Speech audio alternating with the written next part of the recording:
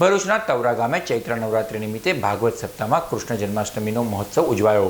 ભરૂચ તાલુકાના તવરા ગામના નર્મદા નદીના કિનારે આવેલ મંગલ મઠના સત્સંગ હોલ ખાતે સર્વ પિતૃઓના મોક્ષ અર્થે તવરા રાજપૂત મહિલા મંડળ દ્વારા ભાગવત સપ્તાહનું આયોજન કરવામાં આવ્યું હતું, જેમાં આંતરરાષ્ટ્રીય કથાકાર ડોક્ટર શંકર જાની કથાનું રસપાન કરાવી રહ્યા છે, જે કથાના ચોથા દિવસે કૃષ્ણ જન્મોત્સવની ઉજવણી કરવામાં આવી।